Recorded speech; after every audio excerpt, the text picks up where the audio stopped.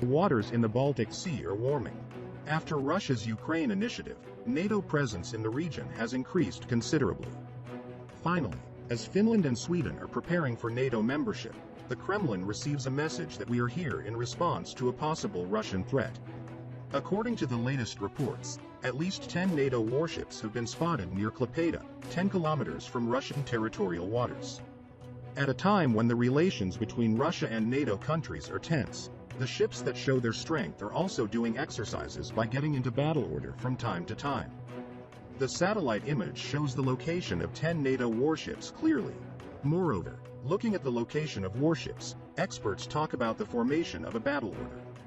It was learned that there were 2 other cruisers in the region, together with the warships, on a mine search and scanning mission. These cruisers were reportedly tasked to clear mines in the waters of the Baltic Sea.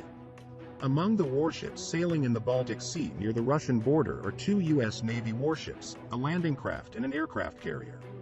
In addition, 3 British Navy warships, a landing craft and 2 cruisers accompany the U.S. warships. In the past weeks, NATO forces announced that they will increase their military presence in the region. In this context, it is thought that more warships will come to the Baltic Sea, and it has been learned that NATO is planning a large exercise with Finland and Sweden. Despite all these developments, the Kremlin remains silent, but the tension in the region is quite high. While all these were happening in the region, it turned out that Putin had a meeting with his admirals recently. Although there is no counter-move from Russia at the moment, time will tell whether the Kremlin will respond to these developments soon. The air defense forces in Syria fired Russian S-300s at Israeli warplanes. Russian forces in Syria opened fire on Israeli planes bombing the town of Masyaf in southwestern Syria. It was described as an unprecedented event that could mark significant changes in relations between Moscow and Jerusalem, according to all Israeli media outlets that covered the news.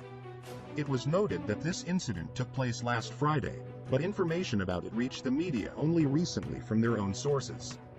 It is known that initially the Syrian army fired dozens of anti-aircraft missiles from old systems to counter the air attack. However, they could not prevent the destruction of the targets set by Israel. However, at the moment of takeoff after the impact, the Russian S-300 battery fired several missiles. All reports said that the SAM radar would not be able to intercept Israeli aircraft, and therefore the launches did not pose a threat to Israeli Air Force pilots.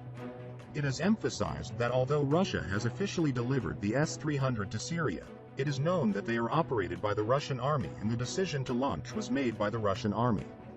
Interestingly, the Israelis did not specify what was the reason why the S-300 radar could not intercept Israeli aircraft. Either the suppression of the complex by the EU, or the technical impossibility of the complex itself, or the error of the operators. It is also emphasized that the IDF almost never commented on its actions in Syria, so this information was not confirmed by him. The area where Israel is operating is 50 kilometers from the Hamameim Air Base in Masyaf, a similar distance from the naval base in the city of Tartus, which is used by the Russian army. Therefore, the probability of the S-300 in these facilities being involved in the bombardment of Israeli warplanes is quite high.